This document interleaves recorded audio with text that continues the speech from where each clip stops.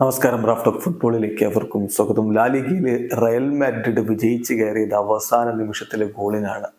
അവർ 3-2 അൽമെരിയെ പരാജയപ്പെടുത്തിയപ്പോൾ കളിയുടെ ഒന്നാമത്തെ മിനിറ്റിൽ തന്നെ ലീഡെടുത്ത അൽമെരിയ ഒടുവിൽ പരാജയപ്പെടുന്ന ഒരു കാഴ്ചയാണ് നമ്മൾ കണ്ടത്.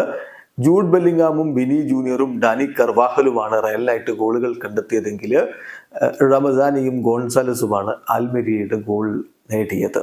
സാന്റിയാഗോ ബെർണാബുവിൽ വെച്ച് നടന്ന മത്സരത്തിൽ റയൽ മാഡ്രിഡിന്റെ മുന്നേറ്റങ്ങൾ നയിച്ചുകൊണ്ട് വിനി ജൂനിയറും റോഡ്രിഗോയും ജൂഡ് ബെല്ലിംഗാമും ഒക്കെ ഒരുമിച്ചാണ് അണിനിരുന്നത്. പക്ഷേ കളിയുടെ ആദ്യ മിനിറ്റിൽ തന്നെ ലീഡെടുത്തു അൽമെരിയ.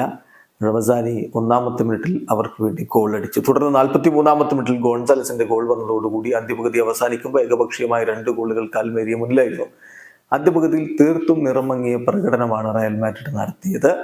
അത് ആഞ്ചലോട്ടി കളിക്ക് ശേഷം സമ്മതിക്കുകയും ചെയ്തു. തനിക്ക് അബദ്ധം പറ്റി, ആദ്യ 11 ഇറക്കിയെടുത്ത് പാളിപ്പോയി, താരങ്ങൾ വളരെ ക്ഷീണിതരായിരുന്നു, തനത് മനസ്സിലാക്കണമായിരുന്നു എന്നാണ് അദ്ദേഹം പിന്നീട് പറഞ്ഞത്. എന്തായാലും രണ്ടാം പകുതിയിൽ റയൽ തിരിച്ചു വന്നു.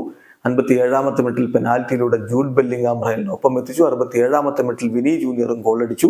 അങ്ങനെ മത്സരം സമനിലയിൽ നിൽക്കുമ്പോൾ കളിയുടെ അവസാനത്തിൽ ഡാനി കർവാഹൽ ഗോളടിച്ചതോടെ 3-2 വിജയമാണ് ഇപ്പോൾ അൽമെരിയയ്ക്ക് മേൽ റയൽ മാഡ്രിഡ് സ്വന്തമാക്കിയിരിക്കുന്നത്. പക്ഷേ ഈ വിജയത്തെക്കുറിച്ച് വലിയ രൂപത്തിൽ വിവാദങ്ങൾ കത്തുകയാണ്.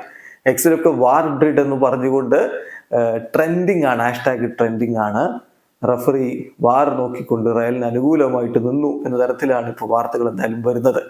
അതിൽ 3 ഡിസിഷൻസ് റയൽ മാഡ്രിഡിന് അനുകൂലമായിട്ട് ലഭിച്ച പെനാൽറ്റി, അതുപോലെ തന്നെ വിനി ജൂനിയറുടെ ഗോൾ അലൗ ചെയ്തത്, അൽമെരിയ 3-1 ലീഡിലേക്ക് പോകുമായിരുന്ന ഗോൾ ഡിസലൗ ചെയ്തത്, ഇതൊക്കെയാണ് വിവാദങ്ങൾക്ക് വഴിവെച്ചിട്ടുള്ളത്.